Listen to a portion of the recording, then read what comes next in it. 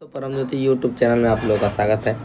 आज हम लोग डीएलएड मैथ सेकेंड सेमेस्टर की कड़ी में बीजगणित के चौथे पार्ट को लेकर आए थे और इसमें 3 पार्टों में हम लोगों ने जोड़, घटाना, गुणा, भाग और घात क्या होता है, उसका गुणांक क्या होता है, कौन बीजीय व्यंजक है, एक पदीय, द्विपदीय, बहुपद क्या होता है, ये सब हम लोगों ने पढ़ लिया है और ये सब इम्पॉर्टेंट है। और अब के बाद जो भी आप लोगों के क्वेश्चन में बीजीय व्यंजक आएगा तो आप लोग उसका हर एक का क्या देखेंगे, घात बताएंगे। अगर व्यंजक दिखेगा छोटा सा तो समीकरण से पहले भी रहेगा।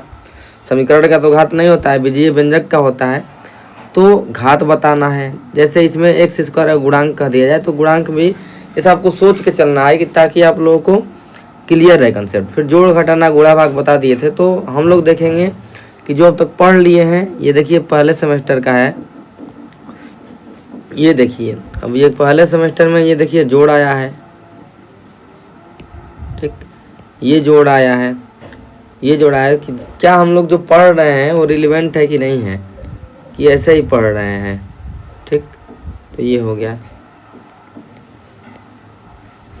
फिर इसमें भी देखिए समीकरण को हल करने के लिए आया है, क्योंकि समीकरण पहले साल के सिलेबस में नहीं था, इसको गुणा करने के लिए आया है। तो ये हम लोग पढ़ चुके हैं, यानी पहले सेमेस्टर का भी पढ़ रहे हैं।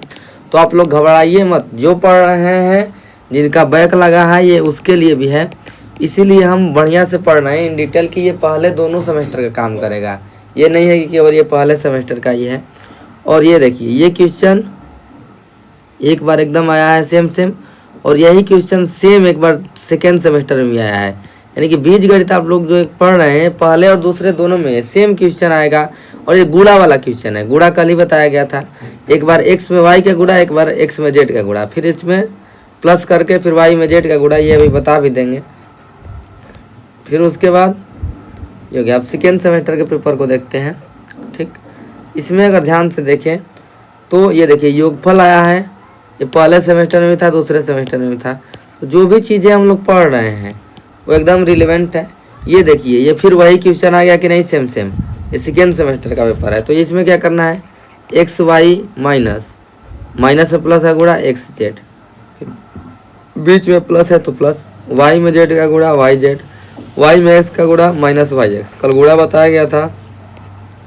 जेड में एक्स का गुणा और जेड में वाई का गुणा। अब यहाँ पे भी देखेंगे तीनों पद को, यहाँ एक्स वाई है और कहीं एक्स वाई दिख रहा है, यहाँ वाई एक्स है, यानी कि ये सेम है, सजातीय पद है, क्योंकि एक्स एक बार वाई एक बार, एक्स एक बार वाई एक बार, यहाँ प्लस है यहाँ माइनस है तो जीरो हो जाएगा।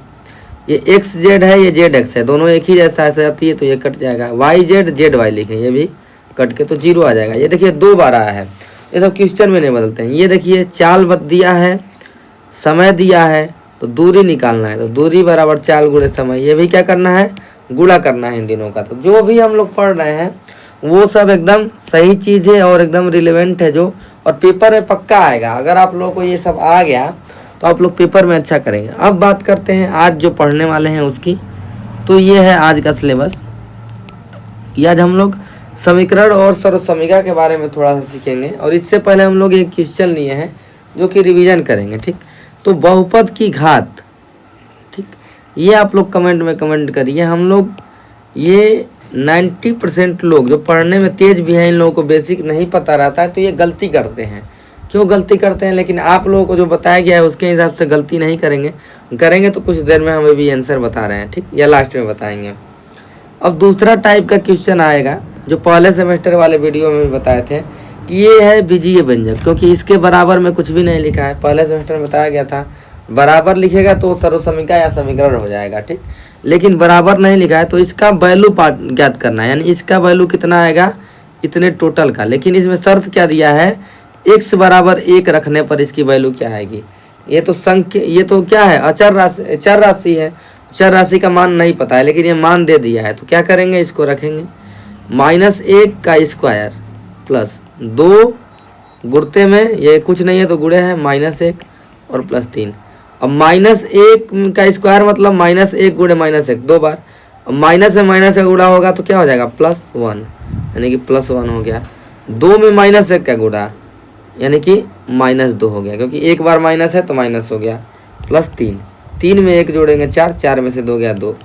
तो ऐसे ही मान रखना है। अब इसमें क्या है, एक्स और वाई 2 चर हैं, चर का मतलब x एक चर हो गया, एक y चर हो गया, यानी अक्षर को ही चर कहते हैं। तो x का वैल्यू दे दिया है -1, y की वैल्यू दे दिया है 3। तो इसकी वैल्यू ज्ञात करनी है। तो x बराबर -1 रखेंगे, -1 की पावर 5, ठीक, -1 की पावर 2 प्लस 3 गुणे -1 प्लस 2 गुणते में y की जगह पे 3 और प्लस 3, यही बस वैल्यू पुट कर देना था। -1 की पावर 5 करेंगे, 2 बार किए तो प्लस आ गया, 3 बार फिर करेंगे तो माइनस आ जाएगा, 4 बार करेंगे तो फिर माइनस माइनस प्लस हो जाएगा, फिर 5वीं बार करेंगे तो फिर माइनस। ये -1 गुणे -1 गुणे -1 गुणे -1 गुणे -1 5 बार है। तो अगर विषम बार रहेगा तो ये माइनस आता है, इसका वर्ग करने पे माइनस का, ठीक, और सम बार रहेगा तो धन हो जाएगा, ये बताया गया है। तो ये हो जाएगा -1, -1 ये 2 बार का गुणा करना है, तो 2 बार मतलब माइनस का प्लस हो जाएगा, 1 हो जाएगा। 3 में -1 का गुणा -3 प्लस 2 3 6 और प्लस 3, 1 और 1 ये खत्म हो गया, 3 और 3 खत्म हो गया, तो बचा क्या 6, ये हो गया आंसर। तो ये हो गया बीजीय व्यंजक। अब इसके आगे देखते हैं कि बीजीय व्यंजक जो दिया है 6 की बुक में, वो क्वेश्चन दिया है, आप लोग इसको लगाएंगे। ये हम लोग जब पढ़ाए थे तब भी 6 फर्स्ट सेमेस्टर में बोले थे कि इम्पॉर्टेंट है, क्योंकि आजकल ये ट्रेंडिंग में है और 3 नंबर का क्वेश्चन फर्स्ट सेमेस्टर में आया था, आप लोग अगर ध्यान दिए होंगे तब। तो ये x बराबर 3 रखना है इसमें, तो यहाँ पे 3 रखेंगे तो क्या हो जाएगा 3 - 5। अब इसको घटा के क्या करेंगे -2, ऐसे ही सब में 3 रखना है। जैसे मान लीजिए इसमें रखना है 35 - 2 गुणे x की जगह 3 लिख देंगे, तो 3 का क्यूब, बीच में कुछ नहीं है, 2 के आगे यानी कि गुणे है, ये बताया गया है। अब 3 का क्यूब मतलब 3 का 3 बार गुणा, 3 तिली के 9 तिली 27, तो ये हो जाएगा 27 गुणते में 2 और ये हो जाएगा 35 माइनस। तो पहले क्या होता है गुणा होगा, घटाना जोड़ बाद में, तो 27 दूना के 54 ये बताया गया है, और 35 में 54 बता देंगे तो ये 19 आ जाएगा, -19, ठीक। घटाने का तरीका कैसे बताएं, 54 में से 35 घटा देंगे, ठीक, 54 में से 35 घटा देंगे और माइनस वाला बड़ा है तो माइनस लगा देंगे, तो ये देखिए आंसर भी -19 आया है। ऐसे ही करेंगे, जैसे ये क्वेश्चन है, इसमें a बराबर -2 रखना है, तो 5 - 2 का स्क्वायर प्लस 4 गुणे -2 और -2। अब 5 है, अब 2 का स्क्वायर क्या होता है 4, लेकिन -2 का स्क्वायर है, तो माइनस का गुणा 2 बार किया गया है, स्क्वायर मतलब 2 बार, तो माइनस माइनस क्या हो जाएगा प्लस। तो यहाँ पे क्यूब रहता तो क्या हो जाता माइनस आठ, क्योंकि विषम बार रहेगा तो फिर माइनस आ जाएगा, ठीक। ऐसे -2 गुणे -2 गुणे -2 करें तो ये माइनस माइनस क्या हो जाएगा प्लस, प्लस 4 हो गया और गुणे -2, तो फिर प्लस में माइनस का गुणा माइनस, ये बताया गया है, तो -8 आ जाएगा, तो ये हो जाएगा -8, ठीक। ये 3 नहीं है, ये 2 ही है, ये समझाने के लिए बताए थे। तो ये हो जाएगा 2 का स्क्वायर 4 और 4 में 2 का गुणा करेंगे तो -8, क्योंकि ये माइनस है और ये प्लस है और -2 है, ये 20 है और -8 -2 जोड़ देंगे क्योंकि दोनों माइनस है, तो 10 हो जाएगा, 20 में से 10 गया 10, तो ये वैल्यू 10 आई होगी। यहाँ पे देखिए ये आया है 10, तो ऐसे रखना है। ये तो हो गया तरीका। अब हम लोग बात करें क्या, जैसे ये क्वेश्चन है, इसको आप लोग पूरा लगाएंगे प्रश्नावली 6A, x बराबर 7 y बराबर 3, तो 7 रखेंगे और 3 रखेंगे, जोड़ देंगे 10 आ गया। 2 गुणे 7 माइनस 3, 14 में से 3 गया 11, तो ये सब आप लोग लगाएंगे जल्दी जल्दी। 6E है अभ्यास, तो इसको पूरा लगाएंगे। जैसे ये है यल बराबर 3, तो 2 यल का क्यूब, यानी 2 गुणते में 3 का क्यूब है, यानी कि 6 का क्यूब है। 6 का क्यूब कितना होता है 216, ठीक, यानी 6 का 3 बार आप लोग गुणा करेंगे तो आंसर इतना आ जाएगा। तो यही सब क्वेश्चन ऑप्शनल क्वेश्चन में सेम डीएलएड वाले जो पेपर है सेम कुछ नहीं करते हैं। जो SCRT की बुक है, ये भी SCRT की है, तो ये 6 की बुक है और ये 6 के बुक में है समीकरण, और 7th की बुक में भी समीकरण है, तो उसको भी बुक से, जैसे 7th में परिमेय संख्या थी तो परिमेय संख्या 7 से पढ़ लिए, और समीकरण भी सर्वसमीका और वो है 7th की बुक में, तो 7th की बुक भी आप लोग डाउनलोड कर लेंगे SCRT से, यूपी से, या 7th बुक डाउनलोड करेंगे तो हो जाएगा। इसी तरह से सेम वही रखना है, 2 और 1 रख देंगे, 5 गुणे 2 गुणे 1, तो ये हो जाएगा 10, 10 का स्क्वायर होगा 100। तो ऐसे ही क्वेश्चन आएंगे। XYZ का स्क्वायर करना है और इसकी वैल्यू दे दी गई है, ठीक, तो XYZ की वैल्यू रख के इसका स्क्वायर कर देंगे तो हो जाएगा, ठीक। जैसे रखेंगे 3 + 2 + 1 का स्क्वायर करना है, तो ये 3 2 5 1 6 हो जाएगा, 6 का स्क्वायर हो जाएगा। पहले छोटा कोष्टक को सॉल्व करेंगे फिर स्क्वायर, तो ये हो जाएगा 36। ठीक, ऐसे ही सब करना है। जैसे इसकी भुजाएं दी गई हैं तो इसका परिमाप क्या मतलब चारों भुजाओं का योग। ठीक, तो आयत जब पढ़ेंगे तो ऐसा क्वेश्चन ले लेंगे और अपने से भी करेंगे तो हो जाएगा। y बराबर -1 रखना है, तो ये हो गया। फिर इसके बाद एक कोष्टकों का प्रयोग करना बताया गया, तो इसको भी सीख लीजिए। यहाँ पे जैसे कह रहा है निखिल के पास 2 x आम है, 3 y आम अपनी बहन को दे दिए, यानी कि 2 x आम थे, 3 y बहन को दे दिए, तो इसके पास कितना बचा 2x - 3y। लेकिन x की वैल्यू नहीं पता है, y की वैल्यू नहीं पता है, तो इसको ऐसे ही लिखेंगे। फिर इसके बाद दिया है कि इसके बाद शेष बचे आमों का, यानी इतने का, पूरा इतने का आधा करके 30 निकाल जाता है, यानी इसका आधा किया जाता है, फिर 30 इसमें से निकाल दिया जाता है। तो इसका आधा करेंगे, यानी कि ये पूरे का आधा, तो इसमें पूरे में 1/2 करेंगे। ये कोष्टक के बाहर रखने का मतलब ये है कि 2x - 3y जितना आएगा उसका पूरे का आधा, या 1/2 में, यानी 2x का भी गुणा होगा, 1/2 में 3y का गुणा होगा, यानी ये पूरे का है ना आधा। तो यही बस कोष्टक इसीलिए लगाया जाता है। ये हो गया मंझला कोष्टक। फिर इसमें से जितना ये आएगा इसमें से 30 निकाला जाएगा। ये 30 किस में से माइनस है, ये पूरे टर्म से है, क्योंकि 1/2 गुणे हो गया, ये हो गया 30। फिर इसके बाद कह रहा है कि जितना आएगा 30 घटाने के बाद इसका 3 गुना करेंगे, यानी कि जो इतना आ गया अब इन पूरे का 3 गुना करना है। तो पूरे का 3 गुना करने के लिए एक और कोष्टक लगाना पड़ेगा, यानी कि ये कोष्टक लगा देंगे और 3 बाहर लिख देंगे। तो इसका मतलब है 3 का गुणा इन पूरे टर्म में होगा, यानी 3 का गुणा इसमें भी होगा, 3 का गुणा इसमें भी होगा, यानी सब में होगा। यानी 3 गुना मतलब जो इतना आएगा पूरे का 3 गुना। तो यही समय कोष्टक लगाने को सिखाया गया है। फिर कह रहा है कि जितना आएगा उसमें 3x जोड़ देना है, तो ये बन गया एक इक्वेशन। तो यही समीकरण बनता है। देखिए क्या लिखा है, 2x - 3y, फिर इसको घटा दिया गया है, फिर इसका आधा किया है। ठीक, तो 2x - 3y का फिर ब्रैकेट का यूज किया है, फिर इसमें से 30 घटा दिया है, फिर इसका 3 गुना किया है, तो इसके लिए एक कोष्टक लगाया, क्योंकि 3 का गुणा अब पूरे टर्म में होगा, इतना में, और ये xy है तो इसकी वैल्यू कुछ पता ही नहीं है कि अब पूरा हल करके इसको करें। ठीक, तो कोष्टक को तो हल नहीं कर सकते, तो यानी 3 का गुणा हो गया, फिर इसमें 3x जोड़ दिया है, तो वही काम हो गया। सब में y से गुणा करने पर फिर लास्ट में लग रहा है, ठीक, लास्ट में y का गुणा कर दिया है, तो यही y का गुणा करने के लिए एक और बड़ा कोष्टक लगा दिया है, यानी कि y का गुणा अब सब में होगा। तो ये हो गया कोष्टक। अब आते हैं हम समीकरण को समझते हैं। ठीक, पहले हम लोग समीकरण को समझते हैं, फिर समीकरण को समझेंगे। अगर हम कथन ले लें, जैसे कोई भी अगर हम कथन कहें, ठीक, कथन का मतलब जिसका सत्य और असत्य होना सुनिश्चित हो, ठीक, तो उसको कहेंगे हम लोग कथन। जैसे अगर हम कहें कि आज रात को वर्षा हो सकती है, तो ये क्या है, एक कथन है।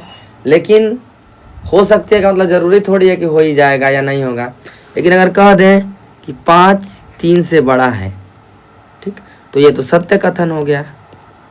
ठीक, अगर कह दें कि 10 5 से छोटा है, ठीक, 10 5 से छोटा है, तो इसका मतलब क्या हो गया, ये असत्य कथन हो गया। तो सत्यता और असत्यता कथन की निश्चित होती है जिसकी, यानी कि या तो सत्य होगा या तो असत्य होगा, उसे ही क्या कहते हैं, कथन कहते हैं। लेकिन हम लोग बात क्या करेंगे, गणितीय कथनों पे। तो कुछ कथन ऐसा होता है, जैसे मान लीजिए ये 5 + 6 बराबर लिख दिया गया 11, तो ये क्या है, ये सत्य है। ठीक, अब इसके बाद कुछ कथन हम लोग ऐसे करते हैं, जैसे कि अगर है कि x + 1 = 3, इसका मतलब ये है कि एक कथन कहा गया है, कोई संख्या है जिसके बारे में नहीं पता है उसको x कहते हैं। कोई अज्ञात संख्या में 1 जोड़ने पर 3 आता है, तो जो इसकी वैल्यू है x की, ये कब सत्य होगा, इसकी सत्यता कब निर्भर है, x के मान पर निर्भर है कि नहीं है, x के मान पर निर्भर है इसकी सत्यता। तो x के मान पर इसकी सत्यता निर्भर है, तो x के किस मान के लिए सत्य है, तो x बराबर अगर 1 रख देंगे तो 1 1 2 ही आएगा, यानी यह सत्य हो गया। x बराबर 2 जब रख देंगे तो 2 + 1 = 3 आ गया, यानी कि x बराबर 2 के लिए ही ये सत्य है। तो समीकरण उसको कहेंगे हम लोग कि जो x के किसी विशिष्ट मान के लिए ही सत्य है। अगर हम कहें कि कोई संख्या है, उसका स्क्वायर करने पे 9 आता है, तो ये स्क्वायर करने पे 9 आता है। इसका मतलब कब आएगा 9? जब x की वैल्यू -3 हो या x की वैल्यू +3 हो। क्योंकि 3 में 3 का गुणा करेंगे तब भी 9, और -3 में -3 का गुणा करेंगे तब भी 9। यानी कि यहाँ पे x की वैल्यू किसी विशिष्ट मानों के लिए ही सत्य है। तो इसको क्या कहेंगे? समीकरण। कोई कथन दिया रहेगा, ये समीकरण एक चर में हो सकते हैं। यहाँ केवल एक ही चर है, तो एक चर वाले समीकरण, ठीक, एक चर वाले समीकरण। और 2 चर रहेंगे तो 2 चर वाले समीकरण, 3 चर रहेंगे तो 3 चर वाले समीकरण, ठीक। तो हमारे सिलेबस में केवल एक ही चर वाला है, लेकिन आप लोगों को देखे होंगे पेपर में कि 2 चर वाला भी आ जाता है। तो उससे नहीं मतलब है, हमको पूरा बढ़िया से पढ़ना है। तो इसी को क्या कहते हैं हम लोग? इक्वेशन कहते हैं। लेकिन इक्वेशन में एक बात याद रखनी है कि इसमें बराबर का चिन्ह आएगा। जैसे अगर हम कह दें कि 2x की वैल्यू 7 से बड़ी होगी, तो ये x के निश्चित मानों के लिए तो होगी कि अगर x की वैल्यू अगर 4 रख दें, ठीक, +4 या इससे अधिक, तो ये 7 से बड़ा हो जाएगा। क्योंकि 2 चौके 8, फिर 5 रखेंगे, 2 5 10, यानी x बराबर 4 से ऊपर रखेंगे तो ये सत्य है। लेकिन समीकरण के लिए एक चीज़ फिक्स रहना चाहिए कि ये बीच में बराबर रहना चाहिए। यानी बराबर बीच में लिखेंगे तो क्या होगा? समीकरण बन जाएगा। बराबर लिख के कुछ लिख देंगे इधर तो वो क्या हो जाएगा? समीकरण हो जाएगा, ठीक। लेकिन x के क्या? निश्चित मानों के लिए। इतना आ गया समझ में? यानी x के निश्चित मानों के लिए। फिर अगर हम ये वाला कथन देखें, 5 + 6 = 11, इसमें देखेंगे तो ये सत्य कथन है। लेकिन ये एक अंगणितीय कथन है, इसमें अक्षर नहीं आया, यानी x y कुछ नहीं आया है, अक्षर नहीं आया है, या ABCD या क ख कुछ नहीं आया है। इसका मतलब क्या है? ये समीकरण नहीं है, ये केवल अंगणितीय एक कथन हो गया। समीकरण के लिए क्या रहना चाहिए? निश्चित, ठीक। समीकरण के लिए क्या रहना चाहिए? निश्चित। कम से कम एक ओर, यानी बायां पक्ष के साइड या दायां पक्ष के साइड, समीकरण के एक साइड चर पद रहना चाहिए, यानी अक्षर वाला रहना चाहिए। दूसरी ओर संख्या भी हो सकता है या कुछ भी हो सकता है। तो ये होता है समीकरण, ठीक। ये होता है क्या? समीकरण। अब सर्वसमीका को समझ लेते हैं। सर्वसमीका को बता दे रहे हैं यहीं पे कि अगर सर्वसमीका का मतलब ये है कि जैसे अगर हम लिख दें a² + b² + 2ab बराबर a + b का होल स्क्वायर, ठीक, a + b का होल स्क्वायर। तो यहाँ पे a और b का कुछ भी मान रखेंगे, ठीक, a और b का कुछ भी मान रखेंगे, यानी 1 रखिए, 2 रखिए, 3 रखिए, -1 रखिए, -2 रखिए, ये हमेशा इसको कहेंगे बायां पक्ष, ठीक। LHS मतलब लेफ्ट हैंड साइड वाला, और ये RHS मतलब राइट हैंड साइड वाला, इतना पता है। तो बायां पक्ष और दायां पक्ष की वैल्यू हमेशा बराबर होगी। तो जब हमेशा हर एक मान के लिए बराबर हो जाएगी तो उसको कहेंगे सर्वसमीका। तो समीकरण और सर्वसमीका छांटना आता है, जब सर्वसमीका पढ़ाएंगे तब उसको बढ़िया से पढ़ेंगे। लेकिन अभी समीकरण वाला, और ये इतना इम्पोर्टेंट टॉपिक है, ठीक, सबसे इम्पोर्टेंट टॉपिक है कि इससे 4 से 5 नंबर हमेशा आता है पेपर में। तो ये दोनों जो 1 2 3 लेक्चर होने वाला है, ये सबसे इम्पोर्टेंट है, ठीक। तो अब देखते हैं इसको। जैसे ये दिया है, कथन दिया है, तो कथन से इक्वेशन बनाएंगे और इसको सॉल्व कैसे किया जाता है ये भी हम देखेंगे। जैसे ये लिखा है, संख्या के 10 गुने में 5 मिलाने पर, यानी कोई संख्या के बारे में हमको नहीं पता है, इन संख्या के 10 गुना करेंगे और फिर 5 उसमें मिलाएंगे, यानी 5 जोड़ेंगे, यानी संख्या नहीं पता है तो इसको ले लीजिए x। कैसे इक्वेशन बनाते हैं? इसका 10 गुना करिए, यानी 10 का गुणा करिए, इतना आ गया। फिर इसमें 5 मिलाइए, क्या आ गया? 60, यानी 60 प्राप्त होने का मतलब बराबर 60, यानी इसको हल करेंगे तो 60 आएगा, तो बीच में लगा दिए बराबर। तो ये होता है समीकरण। इधर भी देखिए x है, चर है कि नहीं है, और इधर क्या है? अचर पद है। तो या तो समीकरण के दोनों पक्षों में चर रह जाएगा तब भी कोई दिक्कत नहीं है, और एक और अगर ये अचर रह गया तब भी कोई दिक्कत नहीं, लेकिन एक साइड एटलीस्ट कम से कम एक चर होना चाहिए, तभी समीकरण कहा जाएगा। अब x में 10 का गुणा करेंगे, 10x + 5 = 60। अब इसको सॉल्व कैसे करते हैं? ठीक, सॉल्व करने का तरीका क्या है समीकरण को यहाँ पे देखते हैं, ठीक। जैसे 10x + 5 है बराबर 60, तो यहाँ पे एक रूल होता है। क्या रूल होता है समीकरण का?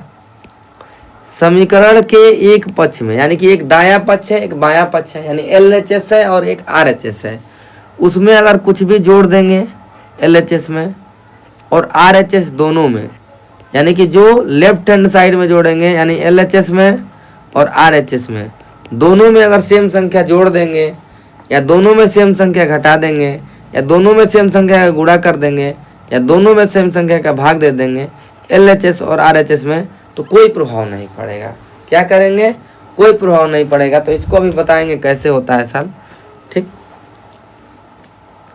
तो यहीं पे इसको कर लेते हैं। 10x है और प्लस 5 है बराबर 60 है, ठीक। तो कलर बदल लेते हैं। तो 10x प्लस 5 बराबर 60 है। ये 5 अधिक आ रहा है ना 10x से, तो इसमें अगर 5 घटा दे इस साइड भी और इस साइड भी 5 घटा दे, और ये क्या बोल रहे हैं? घटा सकते हैं। तो 10x प्लस 5 माइनस 5 बराबर 60 माइनस 5 कर सकते हैं कि नहीं? दोनों ओर 5 घटा दिए। समीकरण के दोनों साइड हम कुछ भी कर सकते हैं, चाहे जोड़ चाहे घटाना चाहे गुणा चाहे भाग, लेकिन समीकरण के दोनों साइड करना पड़ेगा। तो 5 घटा दिए तो 0 हो गया, यानी इधर क्या बच गया? 10x। 60 में से 5 घटा दिए तो 55 बच गया। बच गया कि नहीं बच गया? अब इसकी वैल्यू निकालना है। यहाँ x की वैल्यू निकालना है, तो 10 एक्स्ट्रा आ रहा है, तो 10 का भाग दे सकते हैं, तो इधर भी भाग दे दीजिए। 10x बटा में 10 और ये 55 बटा में 10, दोनों साइड भाग दे दिए 10 का।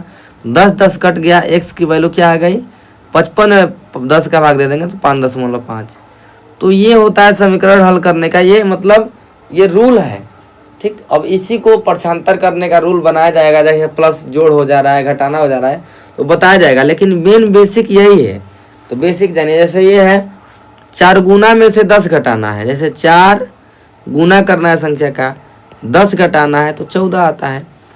अब ये 10 कम है, इसमें से अगर 10 जोड़ देंगे तो 10 गायब हो जाएगा। तो 4x माइनस 10 प्लस 10, तो इधर भी तो जोड़ना पड़ेगा, तो 14 प्लस 10, तो 4x, ये 10 कट गया, 14 10 24, यानी x की वैल्यू क्या आ गई? ये 4 का, ये 4x है तो इसमें 4 का भाग दे देंगे, इसमें भी 4 का भाग दे देंगे, तो ये 4 कट गया, x बराबर क्या आ गया? 4 छके 24, तो x बराबर 6 हो गया। तो ये तो सिंपल तरीका है निकालने का, लेकिन हम लोग इसको और आसान करेंगे। कैसे? जैसे ये वाला भी क्वेश्चन देख लीजिए। डेविड के पिता की आयु उसकी आयु के 5 गुने से 7 वर्ष कम है। डेविड के पिता की वर्तमान उम्र 49 वर्ष है, यानी डेविड के पिता की उम्र दिया है, ठीक। लेकिन कह रहा है कि इनकी जो आयु है डेविड की आयु से, उसकी आयु मतलब डेविड की आयु से, तो डेविड की आयु x मान लीजिए, इसका 5 गुना करिए, 7 कम कर दीजिए, और ये कितना आएगा? डेविड के पिता की आयु, ये क्या है? 49 दिया है। अब इसको सॉल्व करना है। तो जो हम लोग अभी क्या कर रहे थे कि यहाँ -7 है तो इधर भी +7 कर देंगे, इधर भी +7 कर देंगे। तो यही इसी को एलिमिनेट करके हम लोग क्या कहते हैं, माइनस है इधर जाएगा तो डायरेक्ट +7 कर देंगे। इसका काम ही खत्म कि +7 इधर भी करें, तो 5x बराबर इधर जाएगा तो इसको प्लस कर देंगे, 49 + 7, तो ये आ गया 56, ठीक। अब 5x बराबर हो गया 56। अब देखिए यहाँ पे क्या करते थे हम लोग, 5 का इसमें डिवाइड कर देते थे, 5 का इसमें डिवाइड कर देते थे, तो ये कट जाता था, तो 56 बटा में 5 आ जाता था। लेकिन इसी को कहेंगे ये 5 गुणे x है ना, बराबर 56 है, तो ये जो गुणा में है इधर जाएगा तो भाग हो सकता है, यानी x का मान निकालना है, तो 56 बटा में 5 हो गया। यही होता है क्या? समीकरण को हल करना, ठीक। तो ये तो समीकरण को हल करना हुआ, लेकिन अभी क्वेश्चन आप लोगों को बताया जाएगा, लिखित वाला भी। लेकिन अब यहाँ पे देखते हैं, जैसे ये है 10x माइनस 20 बराबर 50, तो ये -20 है तो इसको हटाना पड़ेगा, तो इसके लिए दोनों तरफ 20 जोड़ना पड़ेगा, यहाँ भी, ठीक। तो 10x, ये 20 20 0 हो जाएगा, 50 20 70। या तो इसको ये करते कि 10x लिखते और -20 को उधर ले जाएंगे तो क्या हो जाएगा? प्लस हो जाएगा, तो बात हो जाएगा। 10x बराबर हो गया 70, ये गुणा में है इधर जाएगा तो क्या हो जाएगा? भाग हो जाएगा, तो 7 हो गया।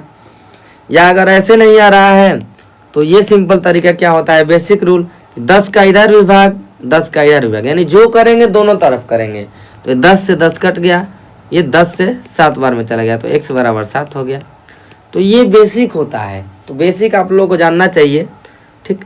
x प्लस 10 बराबर 60 है, तो इसको लाना है 10 है, तो 10 ज़्यादा है x से, तो x ही यहाँ पे बचाना है, तो 10 माइनस 10 कर देंगे, तो इधर 10 घटाए हैं तो इधर भी 10 घटा देंगे, तो यहाँ बच जाएगा x और ये हो जाएगा 50।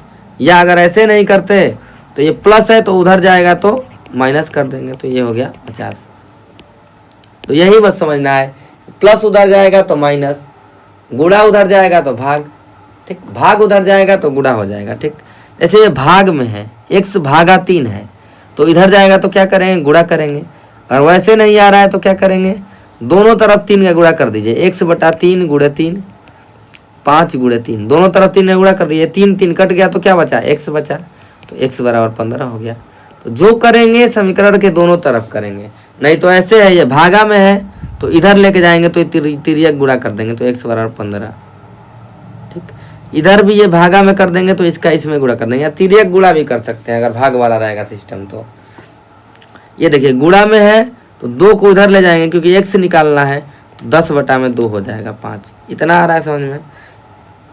अब जैसे ये क्वेश्चन है, x बटा में 3 है, ठीक, x की वैल्यू निकालना है, प्लस 5 बटा 2 एक्स्ट्रा है, तो इसको इधर लेके जाएंगे तो माइनस 5 बटा 2, तो माइनस 3 बटा 2 और माइनस 5 बटा 2 हो गया क्योंकि प्लस है। तो अब इसको सॉल्व करेंगे तो 2 इसका एलसीएम है, तो जब हर सेम रहता है तो इसको क्या करेंगे, 3 और 5, माइनस 3 माइनस 5 बटा में 2, तो माइनस 8 बटा में 2 हो जाएगा क्योंकि इसका एलसीएम क्या है, 2 है, 2 और 2 का, तो ये आ जाएगा -4, ठीक। तो x बटा में 3 बराबर आ गया -4, हल कर दिए तो ये क्या है, भागा में है, तो इसको क्या करेंगे, गुणा कर देंगे, तो -4 गुणे 3, या इसको तिर्यक गुणा कर देंगे, तो ये हो जाएगा 4 में 3 का -12। तो ये सब है समीकरण का खेल, ठीक। यानी समीकरण के लिए x रहना चाहिए, बराबर का चिन्ह रहना चाहिए, ये 2 चीज़ें हैं, और कोई एक मान आएगा यानी विशिष्ट मान आएगा, यानी x का विशिष्ट मान होना चाहिए, तभी समीकरण है। अगर x के सभी मानों के लिए वो वैलिड है तो एक सूत्र बन जाता है, उसी को कहते हैं सर्वसमीका। सर्वसमीका भी अच्छे से पढ़ेंगे, लेकिन अभी समीकरण को पढ़ना है, समीकरण अभी बनाना भी लास्ट में सीखेंगे। 3x है, इधर भी x है, ठीक। तो x का वैल्यू निकालना है तो x को एक जगह लाना पड़ेगा, तो इस x को लेके जाइए इधर और संख्या को लेके जाइए इधर, ताकि सॉल्व हो जाए, यानी संख्या एक जगह और अक्षर एक जगह। 3x में से x घटाएंगे तो इधर लेके आएंगे, प्लस x है तो ये -x हो जाएगा, ये माइनस इधर जाएगा तो ये प्लस हो जाएगा, तो ये 3x में से x गया, 2x बराबर 8, तो x बराबर क्या हो जाएगा, 2 का भाग दे देंगे तो 4 आ जाएगा, ठीक। इतना समझ पा रहे हैं, गुणा में है तो भाग हो जाएगा, तो एकदम बेसिक से पढ़ना है, माइनस माइनस से। ये देखिए अब गुणा कल सीखे हैं, तो 2 में एक बार x का गिरा तो 2x, माइनस 2 में 1 का गुणा -2, 10 माइनस x हो गया। अब ये -x है, इधर आएगा तो ये हो जाएगा +x, तो 2x प्लस x 3x हो गया, ये इधर जाएगा तो प्लस हो जाएगा, 10 में 2 जोड़ेंगे तो 12 हो जाएगा। समझ पा रहे हैं, नहीं आ रहा है तो आप लोग 2x और माइनस वाला इधर जाएगा तो +x हो जाएगा, 10 है, -2 उधर जाएगा तो +2, 3x बराबर 12, x बराबर क्या हो जाएगा, 3 का भाग दे देंगे तो 4 हो जाएगा, क्योंकि ये गुणा में है। तो ये हो गया क्वेश्चन। अब देखिए बटा वाला क्वेश्चन, तो परिमेय संख्या जब पढ़ाए थे तो उसका जोड़ घटाना भी बताए थे, तो इसीलिए भिन्न का बताए हैं कि एलसीएम लेके। अब देखिए इसमें क्या कर सकते हैं कि कई तरीके से ला सकते हैं। आपको क्या बताएं, x वाला एक जगह लाइए, जैसे अगर x वाला एक जगह लाते हैं, पहला तरीका कैसे कैसे कर सकते हैं, x माइनस 1 बटा में 4, और ये प्लस है तो ये इधर आएगा तो पूरा माइनस, 2x प्लस 3/6 हो जाएगा, और ये बराबर 1 है, ये प्लस इधर जाएगा तो माइनस, यानी संख्या वाला एक जगह, अक्षर वाला एक जगह, चर राशि वाला एक जगह। अब इसके बाद क्या करना है, इसको तो एलसीएम लेके सॉल्व करना पड़ेगा। 4 और 6 का एलसीएम क्या होगा, 12 होगा, या इसको 24 भी लिख देते तो कोई दिक्कत नहीं है। अब इसमें देते हैं भाग, तो क्या आ गया, 3 आ गया। अब 3 में गुणा होगा किसका, x माइनस 1 का, क्योंकि संख्या तो है नहीं, तो x माइनस 1 का गुणा कोष्टक में करके लिखेंगे। कोष्टक का यूज इसलिए करेंगे, 3 में x का भी होगा, 3 में 1 का होगा, क्योंकि ये पूरा संख्या है तो x माइनस 1 में होगा, तो 3 में x माइनस 1 का गुणा, और ये 6 में 2 मान में जाएगा तो 2 में 2x प्लस 3 का गुणा, ठीक।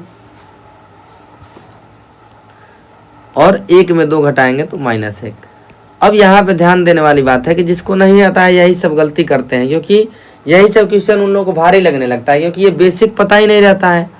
तो अब 3 में x का गुणा करेंगे तो 3x और -3 हो जाएगा। बीच में क्या है साइन माइनस, तो माइनस है तो भीतर जो कोष्टक है उसका चिन्ह बदलेंगे, बाहर लाएंगे तो ठीक। तो ये प्लस है तो बाहर आएगा तो क्या होगा माइनस, लेकिन 2 का गुणा भी करना पड़ेगा, यानी 2 में 2 का गुणा करेंगे तो 4x, 4x है, ये प्लस में है तो बाहर आएगा तो -4x होगा, कि घटाना है तो माइनस आएगा बाहर क्योंकि चिन्ह बदलेगा। एक बार 2 में 3 का गुणा यानी 6 हो जाएगा, तो 6 भी प्लस है, ये भी प्लस है, तो प्लस में बाहर आएगा तो ये -6 बाहर आएगा। या तो ऐसे सोच सकते हैं कि ये -2 में 2x का गुणा करेंगे तो -2 गुणे 2x तो -4x, फिर -2 में गुणा करेंगे 3 का तो -6, तो ये भी सोच सकते हैं। तो किसी भी तरह से करें, बस गलती ना करें। अगर माइनस को छोड़ के सोचेंगे तो 2 में गुणा करिए भीतर और फिर चिन्ह बदल के बाहर लाइए, या तो -2 में डायरेक्ट कर दीजिए। ये बोर्ड मार्क्स में भी बताया गया था, बटा में 12 ये -1, ठीक। तो ये हो जाएगा 3x और 4x है, x है तो 3x में से 4x गया, x हो गया। 3 और 6 दोनों माइनस है तो ये जुट जाएगा, और ये हो जाएगा बटा में 12 और ये हो जाएगा -1। अब क्या बताया गया था कि जो भाग में है वो गुणा में जाएगा, यानी भाग में है तो गुणा में जाएगा। जब भी बटा में आ जाए तो तिर्यक गुणा कर देते हैं, ऐसे कुछ नहीं है तो नीचे 1 है, यानी कि 1 में इसका गुणा तो -x -9, और 12 में -1 का गुणा तो -12। अब तीनों माइनस है तो माइनस का भाग दे देंगे सब में, पूरा पद में, तो माइनस का भाग देंगे तो माइनस माइनस प्लस, ये भी प्लस ये भी प्लस। अब ये प्लस है इधर जाएगा तो माइनस, तो x बराबर 12 - 9 3 हो जाएगा। तो यही हो गया आंसर। दूसरा तरीका यहाँ पे क्या सोच सकते थे, देखिए ध्यान से, यहाँ पे हो जाना चाहिए, ठीक। हम लोग अक्षर को तो एक जगह लाएंगे ही, लेकिन जो ये बटा में है, ठीक, इसको ही क्यों ना हम गायब कर दें। जो ये बटा में है इसको ही क्यों ना गायब कर दें। तो हम एक बात देखेंगे, क्या बात देखेंगे कि इसको गायब करने के लिए किसी ऐसी संख्या से गुणा करना पड़ेगा जो 4 और 6 दोनों से कटे, करना पड़ेगा। और जो भी गुणा करेंगे तो दोनों तरफ करेंगे समीकरण के, इसीलिए ऐसी संख्या से गुणा करना पड़ेगा ताकि दोनों से कटे। इतना आ रहा समझ में। तो 4 और 6 का वो से दोनों संख्या जो कटने वाली होती है उसका एलसीएम होती है, वो 4 से भी कटेगी और 6 से भी कटेगी। से आ गया मतलब एलसीएम, तो 4 और 6 का एलसीएम 12 ऐसी संख्या है जो दोनों से कटेगी, ठीक। यानी कि इसमें 12 का पूरे में गुणा कर देंगे, ठीक। तो गुणा करिए, x - 1 बटा में 4 गुणे 12 प्लस सब में गुणा करना पड़ेगा अब 12 का, तो 12 गुणे 2 कर देंगे, और ये बराबर में है। 1 में 12 का गुणा करेंगे तो 12 और प्लस इसको ऐसे कर दीजिए, 2x + 3 बटा में 6 और गुणते में 12 करेंगे, ठीक। अब इसको अगर हम सिंप्लीफाई करें तो ये 4 से 12 कट जाएगा तो 3 हो जाएगा, यानी 3 है और x - 1 का गुणा करना है, ठीक। प्लस 12 में 2 का गुणा करेंगे 24, ये आ गया 12, और 6 से कटा देंगे तो ये 2 बार में, तो ये 2x + 3 हो गया, ठीक। अब 2 का गुणा करना पड़ेगा। अब ये हो गया 3x - 3 + 24 बराबर 12 प्लस 2 में 2x का गुणा 4x, 2 में 3 का गुणा 6। अब इसको सॉल्व करिए, x को एक जगह लेके जाइए, संख्या को एक जगह, तो 4x है और ये 3x है, तो 3x - 4x हो जाएगा, इधर आएगा तो क्योंकि प्लस हो जाएगा, और ये -3 और प्लस 24 क्या होगा +21, तो उधर जाएगा तो -21 हो सकता है, और 12 × 6 = 18 है, तो ये +21 है और ये 18 है, तो इधर जाएगा तो -21, और ये 3x में से 4x घटाएंगे तो -x, 18 में से 21 घटाएंगे तो -3, तो माइनस माइनस फिर प्लस हो गया, तो x बराबर 3 आ गया। तो सोचने का तरीका एकदम कुछ भी कर सकते हैं, बस आप लोग को याद क्या रखना है कि जो भी काम करेंगे, यानी जोड़ेंगे तो दोनों पक्ष में जोड़ेंगे, घटाएंगे तो दोनों पक्ष में घटाएंगे। आप लोग को सॉल्व करने का आसान तरीका ये सब है। तो इसको आप लोग अपने से सॉल्व करेंगे, इसको और इसको। ऐसा क्वेश्चन एकदम सेम ऐसे ही आ चुका है आप लोगों के पेपर में, तो तो ये भी इम्पोर्टेंट है। दशमलव वाला भी दशमलव का जोड़ घटाना आना चाहिए, जो कि पहले सेमेस्टर में बताया गया है। और इसमें भी जैसे 3 है तो और 3 का गुणा कर देंगे। जैसे देखिए 6y + 1 बटा में 3 है, 3 को गायब करने के लिए 3 का गुणा, 3 का गुणा अब सब में होगा, 3 में भी 1 का गुणा करेंगे तो 3 हो जाएगा। और 7y - 3 बटा में 3 में 3 का गुणा, क्योंकि ये 3 को गायब करना है। यहाँ भी बटा में 3 है, यहाँ भी बटा में 3 है, तो एलसीएम से गुणा, 3 3 गायब, तो 6y + 1 हो गया। अब 1 बच गया तो 1 का गुणा ही नहीं करना है, +3, और ये भी 3 3 गायब, फिर 7y - 3।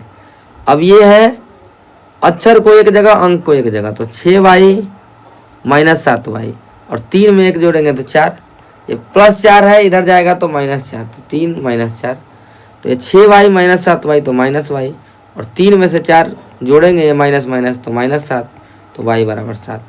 तो ये कितनी बार डेली बताया जा रहा है ये सब।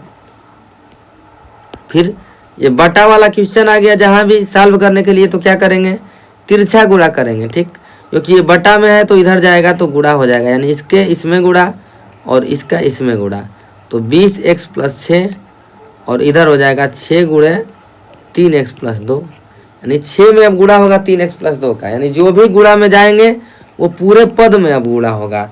तो इसको भी सॉल्व कर लेंगे इतना गुणा करके, तो ये भी अब बता दिया गया है। तो ये तो है समीकरण का मतलब इतना। अब देखते हैं 6 वाली बुक में क्या दिया है, फिर कल 7 वाली बुक से लिखित वाला क्वेश्चन करवाएंगे समीकरण का, ठीक। तो ये सब वही समीकरण के बारे में बताया गया है, तो ये सब छोड़िए। जैसे ये 3x + 7 = 28 है, ठीक, 3x + 7 = 28 है। अब 7 को हटाने के लिए क्या करना पड़ेगा, प्लस है तो इधर जाएगा तो माइनस, 3x = 21, तो ये सॉल्व कर लेंगे, ठीक। ये 3x = 21 है, तो देखिए दोनों तरफ 3 का भाग दिया है ना, तो ये रूल है, ठीक। ये समीकरण बनाना सिखाया गया है, जो अभी बताया गया है। जैसे 4x + 5 = 21, तो प्लस वाला इधर कर देंगे तो माइनस, तो 16 हो जाएगा। 4x = 16, गुणा में है तो x बराबर ये 16/4, तो इतना अब आ गया होगा आप लोगों को। तो ऐसे बनता है समीकरण और सॉल्व होता है, बस ध्यान से करेंगे आप लोग, सोच सोच के, और बोलिए मेरे साथ। जैसे ये है बड़ा का चिन्ह लग गया तो ये समीकरण नहीं है, क्या लगना चाहिए, बराबर का चिन्ह एकदम कंपलसरी है, ठीक। देखिए उपयुक्त समीकरण में दायां पक्ष संख्यात्मक है, परंतु एक चर होना, ठीक, लेकिन दायां पक्ष चर वाला भी, यानी दोनों चर वाला हो सकता है, तो ये बता चुके हैं। कम से कम एक पक्ष को चर युक्त व्यंजक अवश्य होना चाहिए समीकरण के लिए, तभी समीकरण होगा। तो समीकरण छांटने के लिए आएगा क्वेश्चन में, तो ऐसे ये समीकरण है कि नहीं है, तो ये समीकरण नहीं है, क्योंकि ये अंक है। ये समीकरण है, ये भी समीकरण है, क्योंकि p का एक पर्टिकुलर मान आ रहा है, ठीक, ये भी समीकरण है। को बराबर कैसे करना है, ठीक, देखिए समीकरण को बराबर कैसे करेंगे, तो इसमें ही सीखते हैं। मतलब ये होता है संतुलित कैसे करें, तो ये तराजू के कंसेप्ट से आता है। कैसे, ऐसे एक मान लीजिए दुकानदार है, ये इसका हो गया ये बटखारा, ठीक, ऐसे हो गया, तो ये बराबर कैसे रहेगा, ये कुछ यहाँ पे तौल दिया, ठीक, यहाँ भी कुछ मतलब तौलने वाला है, ठीक, ये मान लीजिए बटखारा हो जाएगा ऐसे। तो यहाँ अगर कुछ तौलने वाला है, ठीक, यहाँ पे, तो जैसे यहाँ अगर 5 kg का बटखारा रखा है, तो इधर मान लीजिए कुछ बेच रहा है सब्जी या कुछ भी, और इधर 2 ही kg है, तो जो भारी है वो नीचे रहता है, यानी कि ये 5 kg वाला ये थोड़ा नीचे झुका रहेगा यहाँ तक, ठीक, ये कम है। तो इसको बराबर करने के लिए क्या कर सकते हैं, ठीक, इसको बराबर करने के लिए बस हम लोग क्या कर सकते हैं, या तो इसमें से 3 kg निकाल लेंगे, तब भी 2 kg हो जाएगा, इधर भी 2 kg, तो बराबर हो जाएगा। यानी जो ज़्यादा है उसमें से 3 निकाल लेंगे, ठीक, तब भी बराबर हो गया। या दूसरा तरीका ये है कि इसमें 3 जोड़ देंगे, तब भी बराबर हो जाएगा। यानी कह दें कि अगर मान लीजिए एक संख्या है, ठीक, दूसरी संख्या से, ठीक, 3 अधिक है, ठीक, एक संख्या है दूसरी संख्या से 3 अधिक है, तो मान लीजिए एक संख्या को अगर हम x मान लें, ठीक, ये दूसरी संख्या को अगर हम y मान लें, ठीक। अब इन दोनों को अगर बराबर करना है तो कौन अधिक है, तो ये एक संख्या है मान लीजिए x, ये इससे 3 अधिक है, ठीक, ये वाली संख्या 3 अधिक है। ठीक, तो जब ये 3 अधिक है तो इसका मतलब कि इसमें अगर 3 दो जोड़ देंगे तो बराबर हो जाएगा। एक ये काम कर सकते हैं। और दूसरा काम ये कर सकते हैं कि इसी में से 3 घटा दें तो ये y के बराबर हो जाएगा, क्योंकि ये 3 अधिक है तो 3 घटा देंगे। जैसे इसमें किए, ये अधिक था तो इसमें घटा के 2 के बराबर कर लिए, या तो इसमें जोड़ देंगे। और ये इसलिए भी होता है कि जैसे x बराबर -3 कर दिए तो ये इधर जाएगा तो ऑटोमेटिक y +3 हो जाता है, क्योंकि माइनस इधर जाके प्लस होता है। तो यही हुआ समीकरण के संतुलित करने का तरीका। मतलब है कि बराबर रहना चाहिए। और कोई भी चीज़ कैसे मानेंगे, मानना क्या है, जैसे मान लीजिए अगर 2 तरीका होता है मानने के लिए। ठीक, दोनों तरीका देख लीजिए, जब उस दिन क्वेश्चन करवाएंगे तो आप लोग को अच्छे जाएगा समझ में। तो तरीका देख लीजिए, समीकरण को सॉल्व करना बता दिए हैं। पहला तरीका ये है कि एक चर वाला समीकरण। ठीक, एक चर वाला समीकरण यानी कि जिसमें केवल एक ही चर हो, जैसे x + 3 = 5। तो ये एक चर वाला समीकरण है, क्योंकि इसमें x ही है। अगर हम लिख दें ऐसे x + 3 = y, तो ये एक समीकरण है। तो इसमें 2 चर हो गए, 2 चर हो गए। अब एक चर वाले का फायदा क्या है और 2 चर वाले का फायदा क्या है। ठीक, एक चर वाले का फायदा ये है कि इसमें इक्वेशन बनेगी, एक ही इक्वेशन से इसकी वैल्यू आ सकती है x की। ठीक, एक ही इक्वेशन से वैल्यू आ जाएगी, यानी इसको सॉल्व करने के लिए केवल एक इक्वेशन चाहिए। लेकिन अगर ऐसा कुछ लिख दिया गया है x + 3 = y, समीकरण 1 हो गया, तो ये अब सॉल्व नहीं होगा। क्यों नहीं सॉल्व होगा, इसको कैसे करेंगे सॉल्व। x + 3 = 5 था तो 5 को इधर ले जाते थे तो x = 2 हो जाता था। लेकिन इसमें तो 2 चर हैं और दोनों का मान ज्ञात करना पड़ेगा, x और y का भी। तो कम से कम जितना चर रहेगा उतना समीकरण रहना चाहिए, ये एक कंसेप्ट बनता है। जैसे अगर समीकरण में अगर एक चर वाला समीकरण है तो उसको हल करने के लिए एटलीस्ट केवल एक समीकरण की आवश्यकता है। और 2 चर वाला समीकरण बनाएंगे तो हल करने के लिए कम से कम 2 समीकरण। ठीक, अगर 3 चर वाला हो जाएगा, ठीक, तो हल करने के लिए कम से कम 3 समीकरण, नहीं तो हल नहीं होगा। तो ये कंसेप्ट बहुत बढ़िया है, इसको लिख लीजिएगा कि एक चर वाला समीकरण है तो हल करने के लिए एक ही इक्वेशन में हल हो जाएगा। और कैसे होता है, एक चर 2 चर कैसे बनता है, जैसे अगर हम मान लें, जैसे एक क्वेश्चन दे दिया है, इकाई का अंक, ठीक, एक स्टेटमेंट है, दहाई के अंक से 5 अधिक है। ये हो गया स्टेटमेंट। इसको अगर आपको एक इक्वेशन बनाना है या एक चर में अगर लिखना है तो कैसे मानेंगे, तो मानना पड़ता है लिखित क्वेश्चन में। माना क्या मानेंगे, अगर मान लीजिए इकाई का अंक, ठीक, x मान लिए, ठीक, और दहाई का अंक, ठीक, अगर इकाई का अंक अगर हम x माने हैं तो अब यही ध्यान देने वाली बात है, इकाई का अंक दहाई के अंक से 5 अधिक है। यानी कि इकाई वाला जो है ये दहाई वाले से 5 अधिक है, यानी कि दहाई जितना होगा वो इकाई से 5 कम होगा। यानी इकाई वाला ज़्यादा है किससे, दहाई के अंक से। तो यानी कि दहाई वाला इकाई से कम होगा। कितना कम होगा, तो 5 होगा, x - 5। यानी कि जो इकाई का अंक है ये दहाई वाले से 5 कम है। विश्वास नहीं है तो देखिए x - 5 में अगर 5 जोड़ देंगे तो ये 5 5 कट के x आ जाएगा, जो कि क्या है, इकाई का अंक।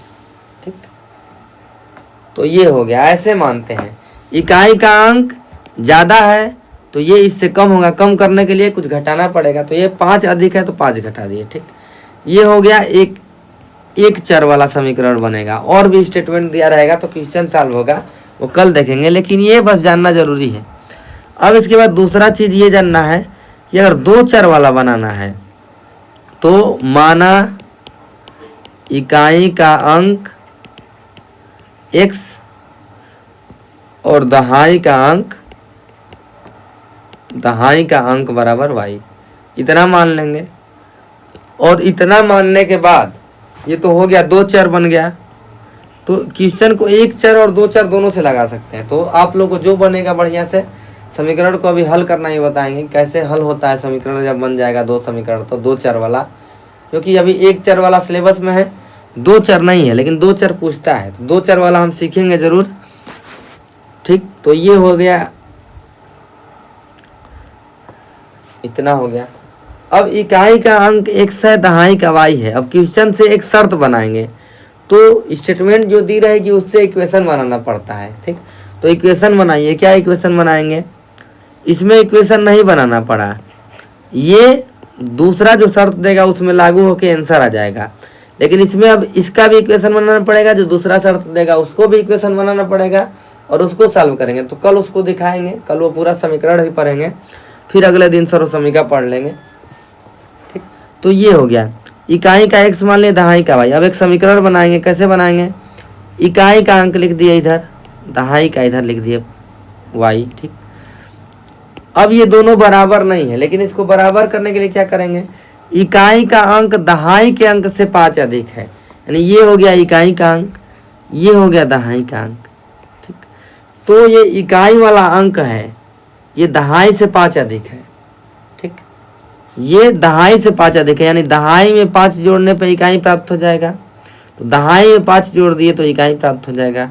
या क्या कर सकते थे, इकाई दहाई लिख दिए, इकाई का अंक अधिक है, यानी इकाई में से 5 घटा दीजिए। वही बटखारे वाला, 5 kg का बटखारा है, इधर 2 kg का है, तो बराबर करने के लिए इसमें से 3 घटाना पड़ेगा ना।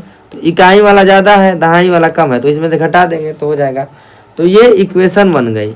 अब दो इक्वेशन बन जाती है, तो ऐसे ही अब सॉल्व करना पड़ता है। तो दो इक्वेशनों को भी सॉल्व करना सीखेंगे। तो कल इसका लिखित क्वेश्चन होगा, और ये हो गया समीकरण का। और क्लास 7 की बुक हम डाउनलोड करेंगे, तो उससे करवा देंगे क्वेश्चन ठीक ठाक। ज़्यादा क्वेश्चन दिया है तो उतना कर लेंगे तो मोर देन इनफ है। और ये कॉम्पिटिटिव एग्जाम में पूछेगा तो उसका भी तरीका बताएंगे कैसे देगा, क्योंकि ऑप्शनल रहता है। तो ऑप्शन वाला क्वेश्चन कैसे होगा इससे, ये भी एक तरीका रहेगा। तो ठीक है, आज की वीडियो के लिए इतना ही। अब आगे वाले लेक्चर में अच्छे से सब कवर करते हुए करेंगे हम लोग। ठीक है, धन्यवाद। आपका दिन शुभ हो। कल लिखित वाला क्वेश्चन, उसके बाद सर्वसमीका, फिर ये बीजगणित भी खत्म हो जाएगा 2-3 लेक्चर में, 2 या 3 लेक्चर ज़्यादा से ज़्यादा। और उसके बाद हम लोग पढ़ेंगे अब लास्ट वाला धारिता परिमाप वाला। ठीक है, धन्यवाद आपका दिन।